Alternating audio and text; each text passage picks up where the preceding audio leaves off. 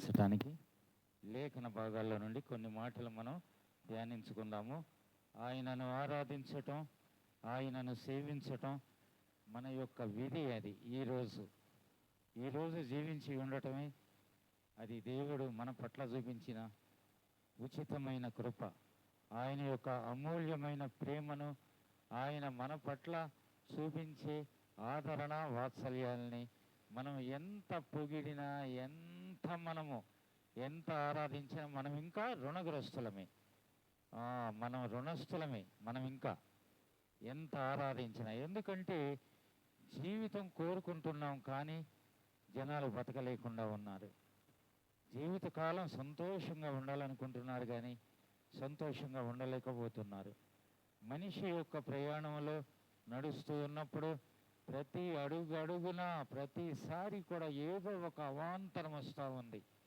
ఒక అవాంతరం వస్తూనే ఉంది. ఆ అవాంతరము నుండి ఎలా మనం తప్పించుకోవాలి, ఎలా మనం బయట మనము పడాలి, ఏ శ్రమ నుండి మనం ఎలా రావాలి అనేసి మనము ఆలోచించుకునే లోపే మన యొక్క ప్రాణాలు పోతా ఉన్నాయి, హరించిపోతున్నాయి. ఎట్లా అదే అందుకని చావు పుట్టుకలు దేవుని యొక్క వశము. ఆయన జీవాధిపతి. చావు పుట్టుకలు దేవుని యొక్క వశము. ఆయన జీవాధిపతి. కాబట్టి మనము ఆయనను మనం అడిగితేనే మనం బ్రతకగలం. ఆయనను అడిగితేనే జీవించగలం. అవును, లోకమంతా జీవిస్తూ ఉన్నారు. ఎందుకు జీవించరో? సమాధానం లేకుండా, శాంతి లేకుండా. క్రీస్తు యేసు వారిని కలిగి ఉన్న జీవితం ఎలా ఉంటుందంటే ఇతరుల పట్ల కనికరం, ఇతరుల పట్ల జాలిని, దయను ప్రకటించేటట్లుగా ఉంటారు. దేవుని యొక్క ప్రేమ, క్రీస్తు యేసు వారి యొక్క ప్రేమ, ఆ యొక్క క్రీస్తు మన యొక్క హృదయంలో నిశ్చయంగా ఉంటే ఆ యొక్క క్రీస్తు ప్రేమని మనము ఉంటాము. ఆ యొక్క క్రీస్తు ప్రేమను మనము కలిగి ఉంటాం. క్రీస్తు మాలో ఉన్నాడని చెప్పుకుంటూ ఆ క్రీస్తుకు సంబంధించిన కార్యాలు మనలో లేకుండా, మన సొంత కార్యాలు, లేకపోతే లోకము ద్వేషించే కార్యాలు, లోకము చేత చీకొట్టబడే కార్యాలు మనలో ఉంటే క్రీస్తు మనలో లేడు. అలాంటప్పుడు మనం క్రీస్తు నాలో ఉన్నాడు, నేను రక్షింపబడిన విశ్వాసిని, నేను మంచిదాన్ని, నేను మంచివాడినని ఎవరు కూడా చెప్పుకోవద్దు. ఎందుకంటే దేవుని యొక్క ఆయన మనము అడగకముందు, మనము అడగలేదు, మనము కోరలేదు, కానీ ఆయన మన అందరి పట్ల ఆయన మొదటే సిలువలో బలియాగమయ్యాడు. ఆయన మన అందరి కోసము, ఆయన మనందరి కొరకు ఆ యొక్క కలువరి సిలువలో బలియాగమయ్యాడు. ఆయన చూపించిన ఆ యొక్క అనితర సాధ్యమైన ఆ యొక్క ప్రేమ మనం చూడలేదు, కానీ ఈ యొక్క జీవ గ్రంథంలో పలు పుస్తకాల ద్వారా మనము చదువుకుంటూ ఉన్నాం, మనం ధ్యానించుకుంటూ ఉన్నాం, మనం క్రీస్తు ప్రేమ ఎలాంటిదో మనం గుర్తుపడుతూ ఉన్నాం, నేర్చుకుంటూ ఉన్నాం. ఆ స్థితిలోకి ప్రయాణించిన వాడు నేను క్రీస్తు జనాంగం, క్రీస్తు యేసు యొక్క సంతానం, క్రీస్తు యేసు యొక్క స్వారూప్యమని చెప్పుకోవద్దు. ఎందుకంటే క్రీస్తు స్వారూప్యం కలిగి ఉన్న దేవుని యొక్క వాక్యం అంటే ఆ యొక్క వాక్యం మనల్ని ముందుకు నడిపించేది. క్రీస్తు యేసు వారి యొక్క స్వారూప్యంలోనికి రావడానికి, నిన్ను నువ్వుగా బతకడానికి కాదు వాక్యం. నీకు నువ్వు కాదు, మొదట నువ్వు క్రీస్తు యేసు వారి యొక్క స్వరూప్యంలోనికి రావాలి. ఆ యొక్క స్వారూప్యము కలిగి ఉన్నవారే దేవుణ్ణి చాలా చక్కగా ఆరాధించగలరు, దేవుని చాలా మంచిగా సేవించగలరు, వారి యొక్క జీవితాలను బాగు చేసుకోగలరు. ఆ రీతిగా మనం దేవుడిని మనం ఆరాధించుకున్నాం. రండి మనం వాక్యంలోకి వెళ్దాము. కీర్తనలు 91, కీర్తనలు 91, 14, 15 వచనాలు. లేఖన భాగాల్లో కీర్తనలు 91 చూడండి. ఇది మోషే చేసిన ప్రార్థన. ఇది మోషే అన్నమాట. ఇది రచించింది కీర్తన 91, 14, 15 అందరం కలిసి చదువుకున్నాం. అతడు నన్ను ప్రేమించుచున్నాడు గనుక నేనతని తప్పించెదను. అతడు నా నామము నెరిగిన వాడు గనుక నేనతని గణపరచెదను. అతడు నాకు మొర్ర పెట్టగా నేనతనికి ఉత్తరం ఇచ్చేదను. శ్రమలో నేను అతనికి తోడయుండెదను. అతని విడిపించి అతని గొప్ప చేసేదను. ప్రభు వారి సహాయం కొరకు ప్రార్థన చేసుకుందాం. ప్రేమగల మా తండ్రి, నమ్మకమైన వాడా, ఇంతవరకు కూడా పాటలు, వాయిద్యాలు, సమస్త విషయాల్లో కూడా నీ యొక్క కృపను మీరు మా పట్ల చూపించినందుకు వందనాలు చెల్లించుకుంటూ ఉన్నా. అయ్యా, మా యొక్క స్వరాల ద్వారా అయ్యా నిన్ను మేము కీర్తించినప్పుడు, శ్లాఘించినప్పుడు మా ద్వారా నీవు మహిమ, ఘనత, కీర్తి, ప్రభావాలు కూడా పొందుకున్నావని అంగీకరిస్తూ ఉన్నాం. అవునయ్యా, మరి మా తండ్రి, ఈ దినం చూడక ఎంతోమంది వారి జీవితాలు నష్టపరుచుకున్నారు. కానీ మాలో ఏ గొప్పతనం లేకపోయినా మేమైతే నీ యొక్క మందిరావరణంలో కూర్చుండటానికి మాకిచ్చిన ఇలాంటి ఆధిక్యత అయ్యా, ఆరాధించటం చేతగాని వారము ఎలా ఆరాధించాలో, ఎలా సేవించాలో, మా నోటిని నీ ఎదురుగా ఏ రీతిగా తెరవాలో కూడా మాకైతే తెలియదయ్యా. ఈ యొక్క మాటలతో మాతో మీరు మాట్లాడుతూ రండి. చేరి వచ్చిన వారందరినీ కూడా నీ యొక్క రక్త సంప్రోషణలు ఉంచుతున్నా. ఇంకా రాగల వారిని కూడా, దూర ప్రాంతాల నుంచి వచ్చే వారిని కూడా నీ యొక్క రక్త సంప్రోషణలు ఉంచుతూ ఉన్నాను. ఘనమైన వాడా, కరెంటును, వాతావరణాన్ని కూడా నీ యొక్క స్వాధీనంలో ఉంచమని అడుగుతున్నా. కనిపించకుండా ఉన్న అంధకార శక్తి సంబంధ కార్యాలన్నింటినీ కూడా యేసుక్రీస్తు వారి నామాలు గద్దిస్తూ, బంధిస్తూ, బంధకాలుంటే కొట్టివేస్తూ రండి, బలహీనతలుంటే బాగుపరుస్తూ రండి. ముందున్న సమయాన్ని మాకు ఆశీర్వాదకరంగా, దీవెనకరంగా చేయమని అడుగుతూ మా రక్షకుడు క్రీస్తు యేసు వారి నామాలు ప్రార్థించి స్తోత్రించి వేడుకుంటున్నాం మా తండ్రి. ఆమేన్. చూడండి, ఇందులో మనము ఒక్కటొకటి మనం చూద్దాం. 14లో ఏమనుందమ్మా? అతడు నన్ను ప్రేమించుచున్నాడు గనుక. చూడండి, ఇప్పుడు నీవు ఉన్నావు, నీవు నేను ఉన్నాం. మనము దేవుడు మన యొక్క మనిషి యొక్క జీవితంలో ఒక శ్రమ రాకుండా, శోధన రాకుండా ఉంటుందా? వస్తుంది, తప్పకుండా వస్తుంది. ఎందుకంటే కష్టాలు మనుషులకు కాకుండా మానులకు వస్తాయా అంటారు మా ఏరియాలో. మానులు అంటే చెట్లు. కష్టాలు అనేవి మనుషులకు కాక మానులకు వస్తాయా అంటారు. అవును, ఒక శరీరానికి మన్ను ద్వారా మనము రూపొందించబడిన జనాంగము. ఆ తర్వాత తల్లి యొక్క గర్భము ద్వారా మనము బయటికి వచ్చిన వారము. మనకు శ్రమలు వస్తాయి, తప్పకుండా వస్తాయి. శ్రమ లేకుండా ఏ మనిషి కూడా ఉండడు. నేను నా జీవితంలో ఒక శ్రమ లేకుండా, ఒక బలహీనత లేకుండా, నేను ఒక శోధన లేకుండా అని చెప్పుకున్నవాడు ప్రపంచంలో ఒకడన్నా చెయ్యి చూపించండి, వాడు కూడా చెయ్యి ఎత్తాడు, ఎత్తలేడు. వాడు ఎత్తాడంటే వాడు అబద్ధికుడనే అర్థం. తప్పకుండా అందరు కూడా వస్తుంది. కానీ ఇక్కడ మనకు శ్రమ రావటం మామూలుగా వస్తుంది, అది శోధన రావటం వస్తుంది. మనము తప్పించుకోలేము, మనుషులము కాబట్టి ఆ యొక్క శ్రమ నుండి మనము బయటికి రాలేము. ఒక బంధకం వచ్చినా, ఏది వచ్చినా మనము బయటికి రాలేము. దానికి ఒక చెయ్యి కావాల్సిందే, ఒక హస్తము మనకు కావాల్సిందే. ఆ యొక్క హస్తము మనల్ని బయటకు తేవలసిందే. ఏ హస్తం అది? అది చూడండి. అతడు నన్ను ప్రేమించుచున్నాడు. ఎవరిని? దేవుడు అంటున్నాడు మనతో, అతడు నన్ను ప్రేమించుచున్నాడు, ఆమె నన్ను ప్రేమిస్తుంది గనుక నేను అతనిని, ఆమెను నేను తప్పిస్తాను. ఎవరంటున్నారు? దేవుడు అంటున్నాడు. చూడండి, దేవుణ్ణి ప్రేమించడానికి నీవు శోధన ఉన్నప్పుడు, కష్టము ఉన్నప్పుడు, నీవు దాని నుంచి బయటికి రాలేని పక్షంలో మనము ఈ యొక్క క్రీస్తు ప్రేమను గురించిన సాక్ష్యము ఎవరు కూడా చెప్పలేము. నీవు శోధనలో ఉండి, నీవు కష్టంలో ఉండి నువ్వెవరు కూడా చెప్పలేవు. అందుకని మొదట దేవుణ్ణి ప్రేమించేటట్లుగా, దేవుణ్ణి ప్రేమిస్తే, దేవుణ్ణి హెచ్చిస్తే, దేవుని యొక్క కార్యాన్ని ప్రకటించే వరముగా ఉంటే చాలు. ఏమవుతామంట? దాని నుండి తప్పించబడతామంట. చూడండి, నేను అతని తప్పించదను. తప్పించేది ఎవరంట? దేవుడంట. మనిషి తప్పించుకోలేడు. మనిషికి ప్రయాణమే రాదు, తప్పించుకోవటం ఎక్కడ వస్తుంది? మనిషి తప్పించుకోలేడు. తప్పించాల్సింది ఎవరో? దేవుడు. కాబట్టి దేవుని నువ్వు ప్రేమించటం అలవర్చుకోవాలి, దేవుని నువ్వు సేవించటం నేర్చుకోవాలి. దేవుణ్ణి ప్రేమించాలి. దేవుణ్ణి ప్రేమించకుండా నువ్వు ఏ యొక్క ఉచ్చులో నుండి కూడా నువ్వు బయటికి నువ్వు రాలేవు. ఆ తర్వాత ఏమనుంది? అతడు నా నామము నెరిగిన వాడు గనుక నేను అతని గణపరచేదను. మనకు దేవుని యొక్క నామము ఏ రీతిగా తెలుసండి? మనకు దేవుని యొక్క నామము మనకు ఏ రీతిగా తెలుసు?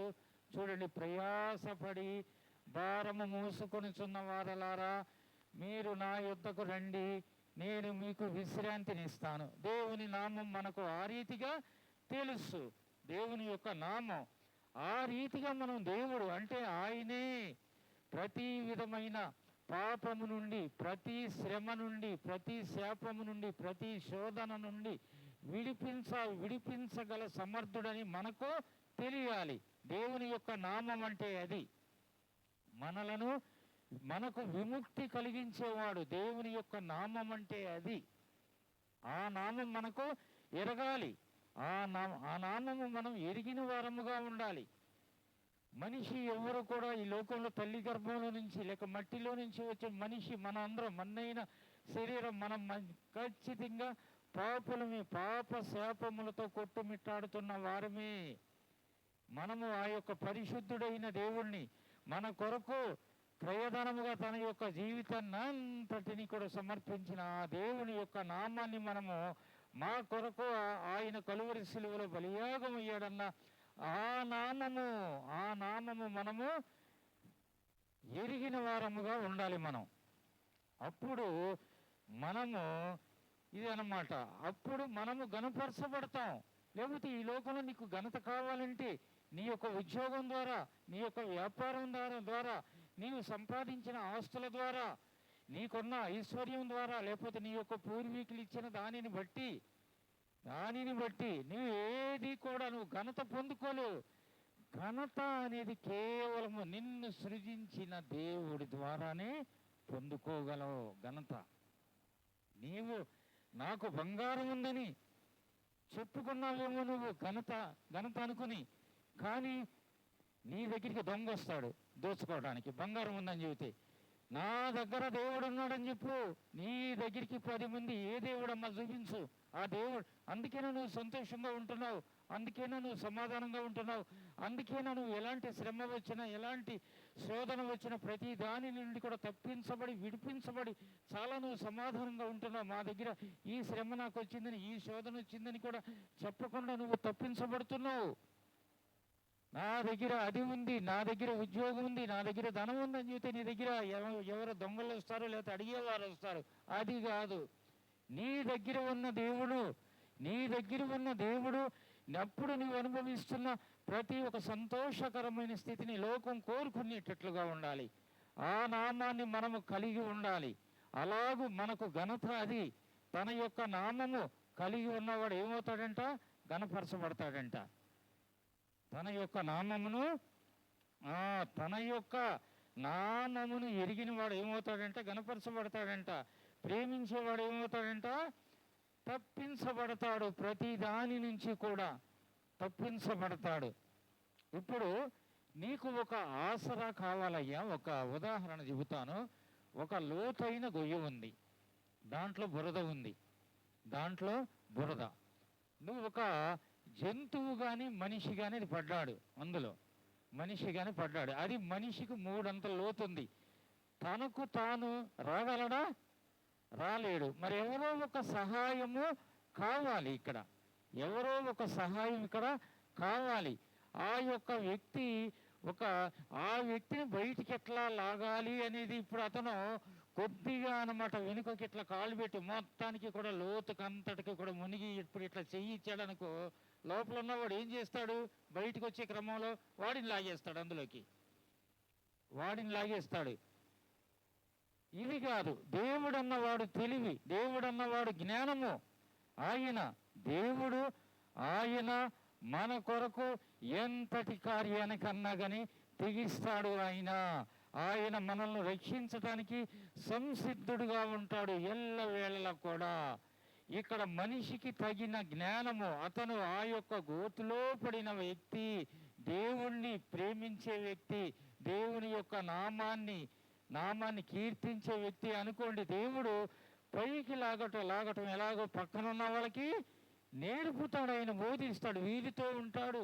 ఆ యొక్క శిలువ శక్తి, పునరుత్థాన శక్తిని ఆయన ఇచ్చి వారిని బయటికి లాగేటట్లుగా చేస్తాడు. దేవుడంటే అది.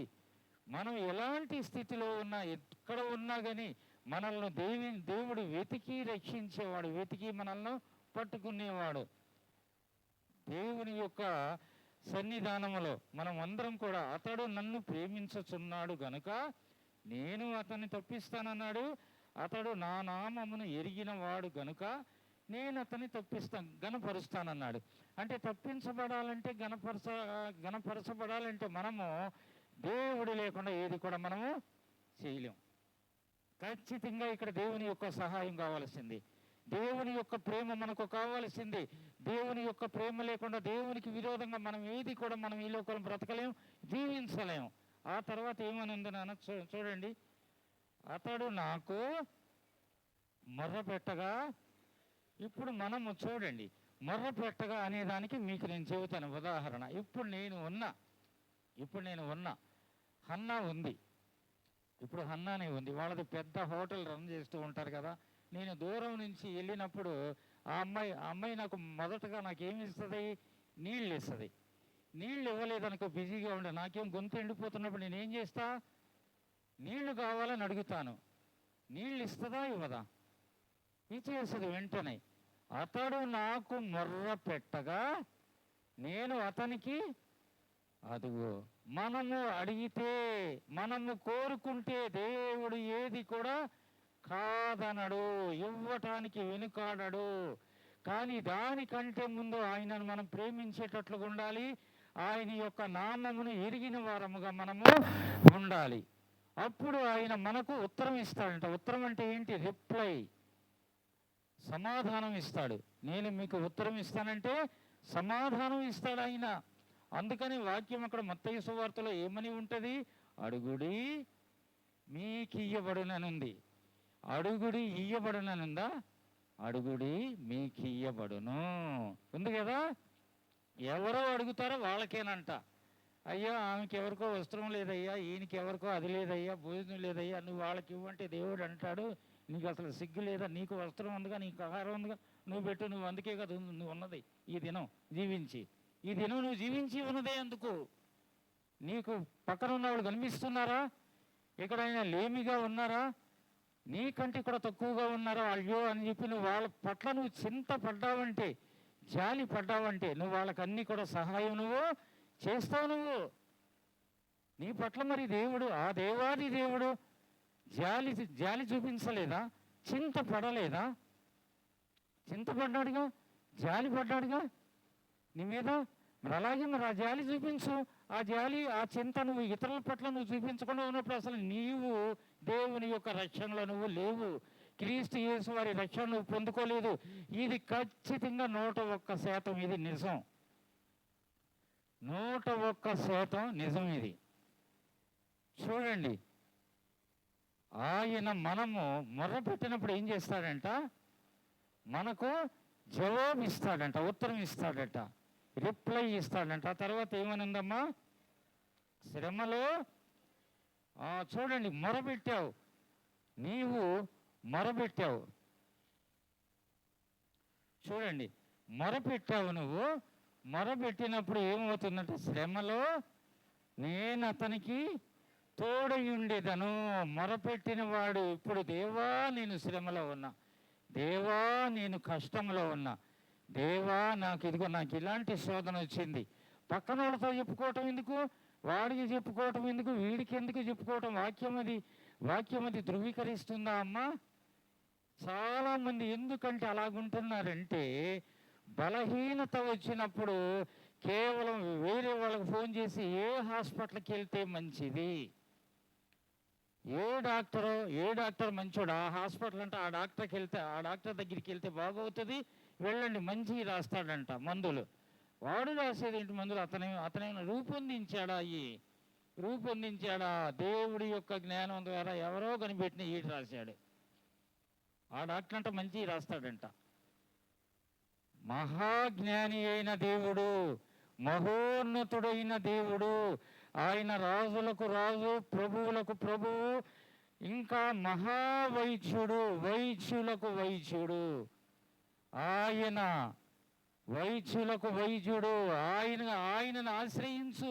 నిజంగా నీ దగ్గర దేవుని యొక్క నామం కలిగిన వాడు నువ్వైతే, నీకెవరన్నా ఫోన్ చేస్తే శ్రమలో ఉన్నారంటే నువ్వేమని అనాలి?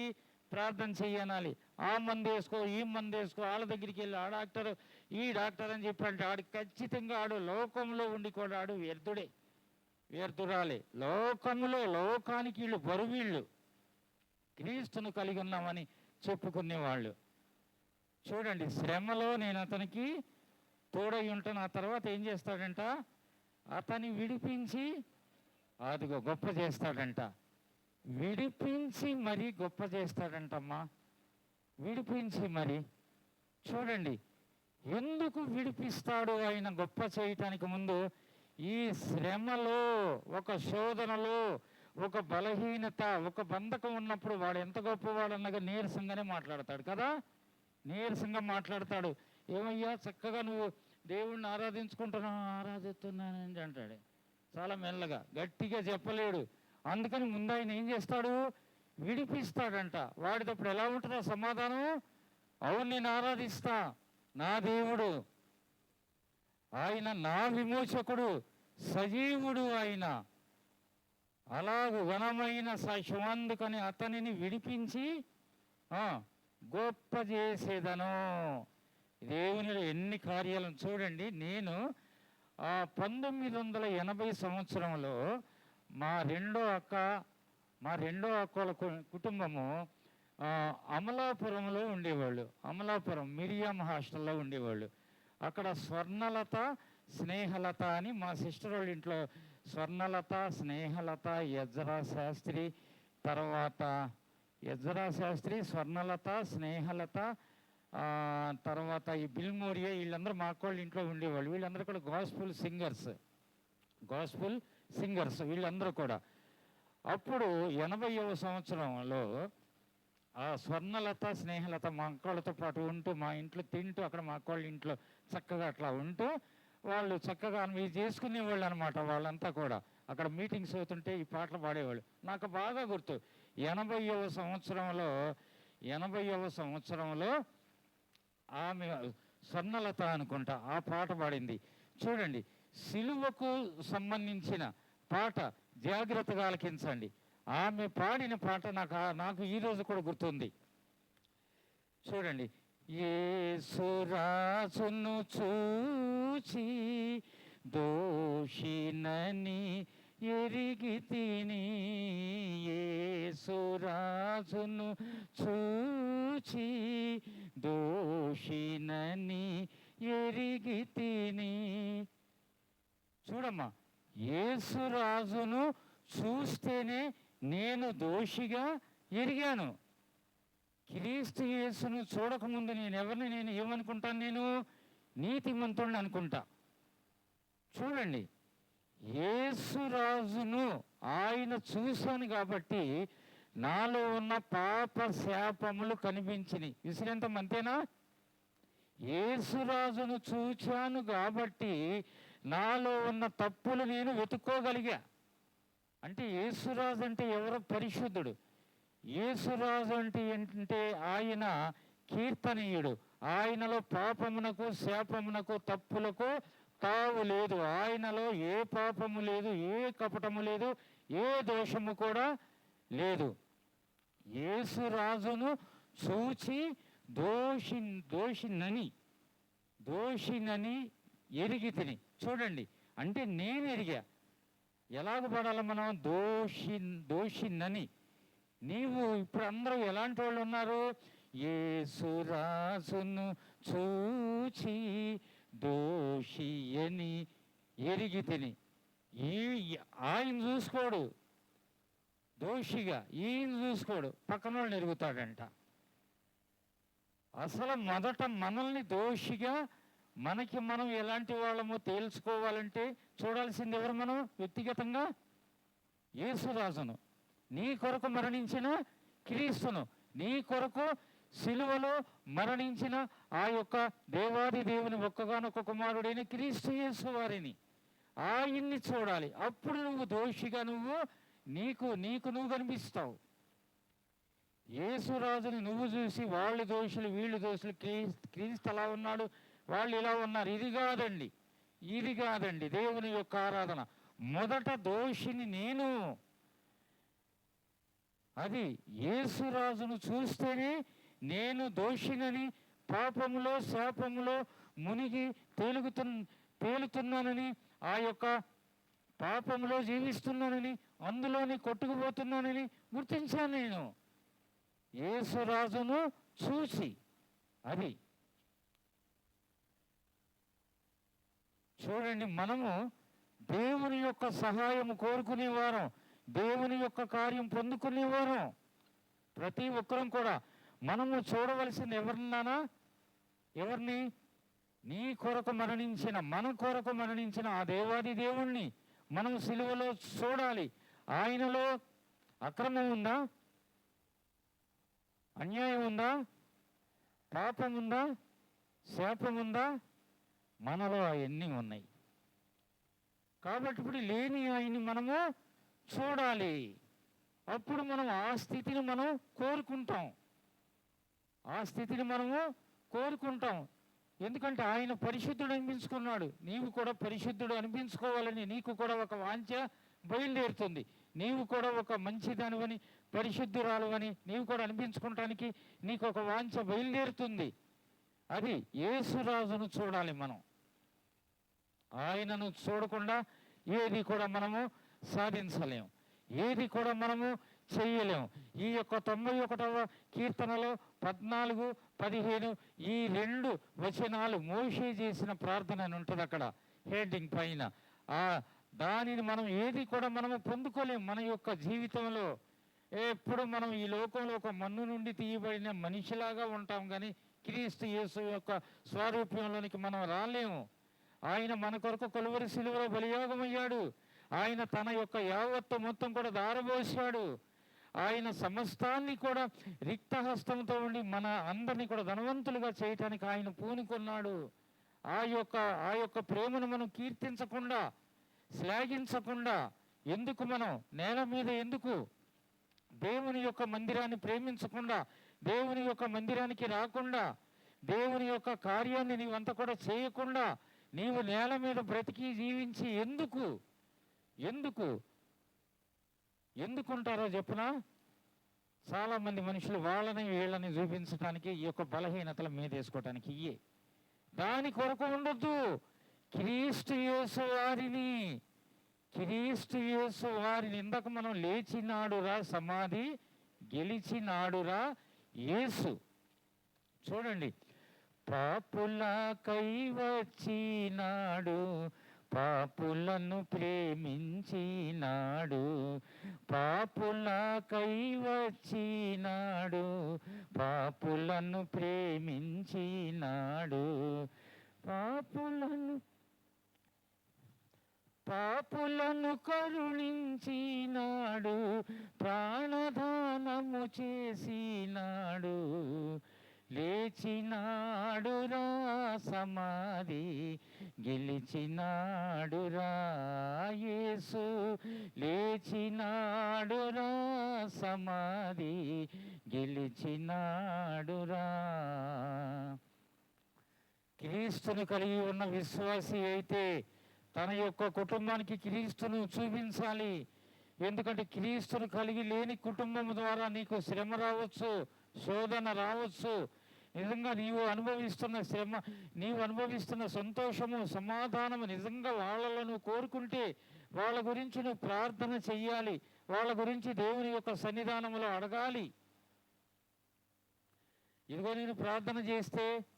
నేను ప్రార్థిస్తే నాకు ఇదిగో బలహీనత తగ్గింది, నాకు ఆ రోగం బాగైందని అన్నారు, కానీ నేను ప్రార్థన చేస్తే వాళ్ళు రక్షణలోకి వచ్చారని ఎవడన్నా చూపించండి, చెయ్యి. నీ బలహీనత ఎవడికి కావాలి? నీది ఎవడికి కావాలి? ఇతరులు ఆత్మీయమైన బలహీనతల్లో ఉన్నారు, ఆత్మీయమైన అంధత్వంలో ఉన్నారు. వారి కొరకు నువ్వు క్రీస్తు అనే వెలుగును కలిగి వారి యొక్క హృదయాలను, వారి యొక్క ఆత్మీయమైన నేత్రాలను వెలిగించడానికి పూనుకొని నువ్వు నేను నేల మీద ఎందుకు దేవుణ్ణి అలాంటి వాళ్ళకి ఆరాధన రాదు, అలాంటి వారికి ఆరాధన రాదు. చాలా మనము ఆత్మీయమైన అంధత్వంలో ఉన్నప్పుడు దేవుడు మనలను ఆయన ప్రాణత్యాగము ద్వారా మనలను క్షమించి ఆ యొక్క రక్తంలో శుద్ధిపరిచాడు. నీ గురువు ఏ రీతిగా శుద్ధిపరచబడ్డావో, దేవుని యొక్క ప్రేమను నువ్వు ఏ రీతిగా పొందుకున్నావో, దేవుని యొక్క కృపను నువ్వు ఏ రీతిగా సంపాదించుకున్నావో, ఆ సాక్ష్యమును ప్రకటించి నువ్వు ఇతరులను నీ యొక్క వాక్యములోనికి, ఆ యొక్క దేవుని యొక్క నీడలోనికి తేకుండా అసలు నీ జీవితం ఎందుకు, నీవెందుకు? దానికోసమే బ్రతకాలి. దానికోసమే దేవుని యొక్క వాత్సల్యం పొందాలంటే మనము తప్పకుండా ఈ లోకంలో చివరి మాట 15లో అందులో చివరిలో ఏమనుందమ్మా? గొప్ప చేసేదనుంది. ఏమనుంది? గొప్ప చేసేదను. చూడండి, గొప్ప మనం ప్రతి ఒక్కరం కూడా గొప్ప కావాలి కదమ్మా. మనకు గొప్పతనం లేకుండా నేను ఇట్లాగే ఉంటాను, ఇట్లాగే హీనుడుగా ఉంటా, హీనురాలుగా ఉంటానని ఎవడైనా కానీ అంటాడో? చూపించండి చెయ్యి. నేను హీనుడుగానే ఉంటా, నేను గొప్పదాన్ని కావాలి, గొప్పవాడిని కావాలన్న వాళ్ళు చూపించండి. చూపించారు కదా. చూడండి, నిజంగా నీవు గొప్పవాడివి కావాలంటే, నిజంగా నువ్వు నీ యొక్క హృదయంతో దేవుడిని ఆరాధించాలని ఆశ వాంఛ కలిగి ఉంటే చూడండి ఏం చేయాలంట? నువ్వు దేవుణ్ణి ప్రేమించాలి. తర్వాత నువ్వు దేవుని యొక్క నామము ఎరిగిన వాడుగా ఉండాలి. తర్వాత నువ్వు దేవుడికే మొరపెట్టాలి. ఆ తర్వాత అప్పుడు నీకేం చేస్తాడంట? ఆయన ప్రతి శ్రమ నుండి, శోధన నుండి విడిపించి నిన్ను గొప్ప చేస్తాడంట. అంటే మనకు దేవుడు 3 కార్యాలు నేర్పుతా ఉన్నాడు. ఇక్కడ 3 కార్యాలు. ఈ 3 కార్యాలు ఎవరిలో ఉంటాయి అంటే, ఈ 3 కార్యాలు ఎవరు కోరుకుంటారంటే, ఇటు రండి, గలతీ 5:1 చదవండి బిగ్గరగా. గలతీ 5:1.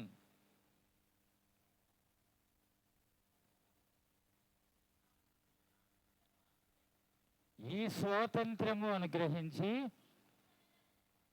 క్రీస్తు మనలను స్వతంత్రులుగా, కాబట్టి దాస్యమును కాడి కింద, అది చూడండి అసలు వాక్యం ఇది. స్థిరత్వం అనేది అది. ఎందుకు గొప్ప చేయబడకుండా ఎప్పుడు వాళ్ళ యొక్క బలహీనతలు, వాళ్ళ యొక్క శోధనలు, వాళ్ళ యొక్క శ్రమలు ఇవన్నీ కూడా ఏకరవ పెడతారంటే, దాస్యమని కాడి కిందకి వెళ్ళిపోతా ఉన్నారు జనాలు. ఏ దాస్యము? ఆ హాస్పిటల్, ఆ వైద్యుడు. ఇది వీళ్ళు శ్రమ రాగానే, శోధనలు రాగానే వీళ్ళకి చెప్పుకుంటే వాళ్ళు వెనకాల నవ్వుకుంటారు. నీ దేవుడు గొప్పవాడు కదా, ఆ దేవుడు ఏమయ్యాడు ఇప్పుడు మా దగ్గరికి వచ్చి నువ్వు ఎందుకు చెబుతున్నావు? తప్పకుండా అంటారు. కాబట్టి శ్రమ వచ్చినప్పుడు, శోధన వచ్చినప్పుడు తప్పకుండా మనం మోకరించి దేవుని యొక్క సన్నిధానంలో సమాధానం వచ్చేంత వరకు కూడా గోజాడాలని, వెంటాడాలని సహోదరుడు భక్త సింగ్ గారు నూరిపోసేవాళ్ళు ఆ దినాల్లో. ఆయన జీవించినంతకాలం కూడా సహోదరుడు భక్త సింగ్ ఆ మాట చెప్పేవాడు. ఈ మాట మేము కర్మేలు ప్రేయర్ మందిరంలో, విజయవాడలో, ఇక్కడ హెబ్రోన్లో ఎన్నోసార్లు, వేలాది సార్లు ఆలకించి ఉంటాం. ఆ మాట మేము వేలాది సార్లు ఆలకించి ఉంటాం. చూడండి, గొప్ప చేయటం చివరిగా ఏంటంట? గొప్ప చేయటం. గొప్పతనం నువ్వు కోరుకుంటావు, కానీ నువ్వు చేయవలసిన కార్యాలు అక్కడ ఉన్నాయి. నువ్వు చేయవలసిన కార్యాలు నీకు 3 ఉన్నాయి. ఏ కార్యాలమ్మా?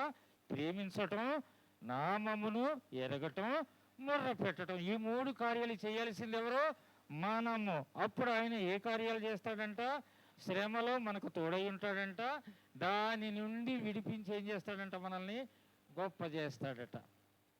నిజంగా ఎంత దేవుడండి, ఎంత మహాత్ముడండి. అందుకని ఒక జర్మన్ ఆయన, ఒక భక్తుడు, ఆయన రాశాడు, మహాత్ముడైన నా ప్రభున్ విచిత్ర సిల్వన్ చూడనా, ఆస్తిన్ నష్టంబుగా నుంచి గర్వం బణంగా త్రోక్కుదున్. చూడండి, ఆస్తిని నష్టంబుగా ఎంచకుండా. ఆస్తి ఉంటే ఏముంటుంది? గర్వం ఉంటుంది. డబ్బు ఉంటే ఏముంటుంది? గర్వం ఉంటుంది. వీళ్ళూరికి బంగారం చూసుకుంటారు, వెండులు చూసుకుంటారు. వాళ్ళు సిలువను వాళ్ళు చూడలేరు. లోకం కొరకు బలియాగమైన క్రీస్తుని వాళ్ళు చూడలేరు, ఎరుగలేరు.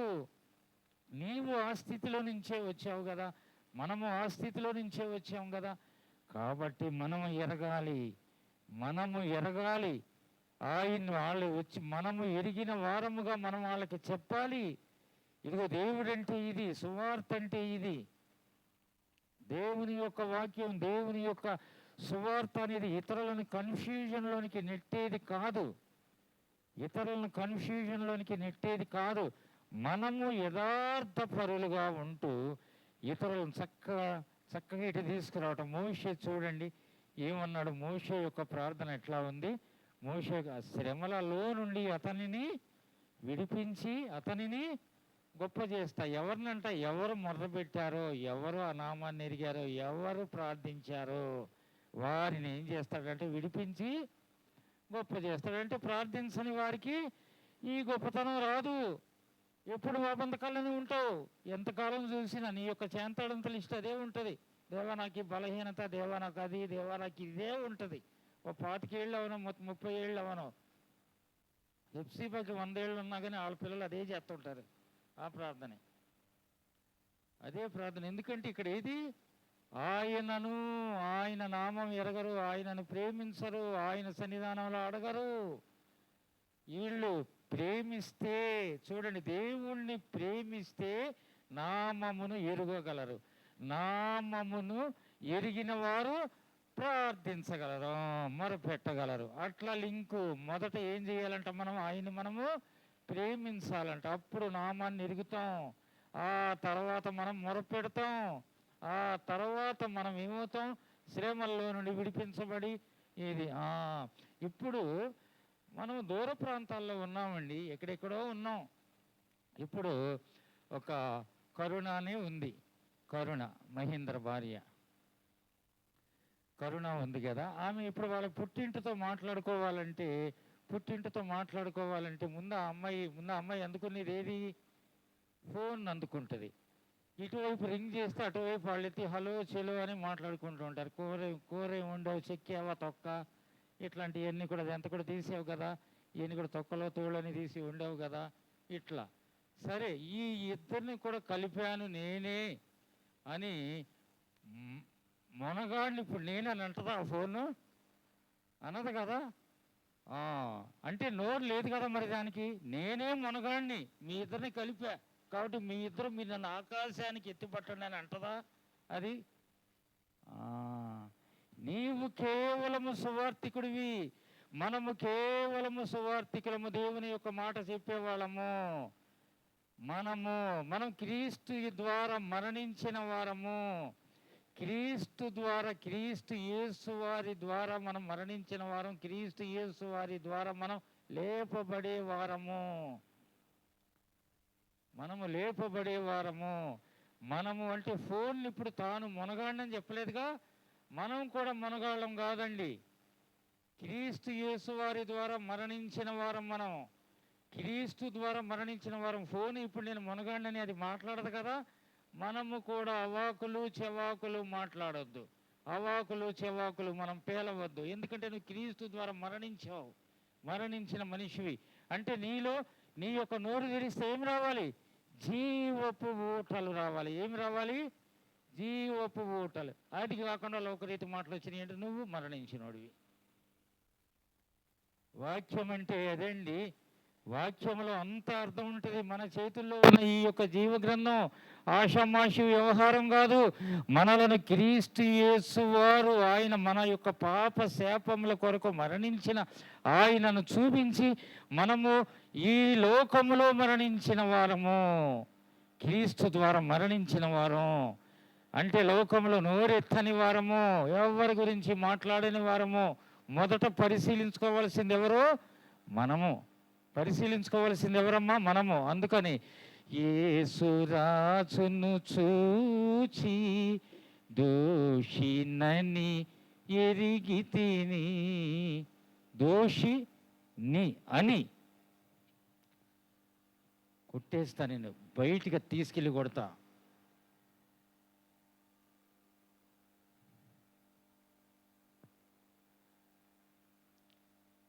అదేనమాట. ఓకేనా? మనము ఈ 3 కార్యాలు కలిగి ఉంటే దేవుణ్ణి మనం ఆ రీతిగా మనం తప్పించబడతాం, గొప్ప చేయబడతాం. దేవుణ్ణి మనం ఆరాధించటం అనేది ఏదో వ్యర్థమైన మాటలతో, వ్యర్థమైన కార్యాలతో దేవుని యొక్క మన ఇష్టానుసారంగా మనం ఆరాధించడం కాదు. ఆయన మన కొరకు మృత్యుంజయుడు. ఆయన సమాధిలో నుండి లేచాడు. ఎన్నో లక్షల కోట్ల సమాధులు ఈ లోకంలో ఉన్నాయి, కానీ ఒకే ఒక సమాధి ఖాళీగా ఉంటుంది. అదేంటి సమాధి? అది క్రీస్తు యేసు వారి యొక్క సమాధి మాత్రమే ఖాళీగా ఉంటుంది. ఆయన మృత్యుంజయుడై 3వ రోజునే లేచాడు. ఆయన మనల్ని కూడా లేపడానికి ఆయన ఇష్టపడుతున్నాడు. మనల్ని కూడా లేపడానికి ఆయన ఇష్టపడ్డాడు. మనము కూడా మధ్యాకాశం వెళతాం. ఆయన విందులో మనం పాల్గొంటాం. ఆయన యొక్క రాజ్యాన్ని స్వతంత్రించుకోవడానికి మనం వెళ్తాం. నిత్యం కూడా మనము దేవుణ్ణి పరిశుద్ధుడు పరిశుద్ధుడు పరిశుద్ధుడు అని యుగాలు మనం కూడా కొలుస్తాం. మనం ఆ స్థితిలో ఈ యొక్క వాక్యాన్ని మనం అంతా కూడా మనం ఏ మాటలైతే ఆలకించాం ఆ యొక్క మాటల ద్వారా దేవుణ్ణి మనము ఆరాధించుకున్నాం. రండి నాన్న, బ్యాక్ చేసి మళ్ళీ పాటకి ఆన్ చేయండి.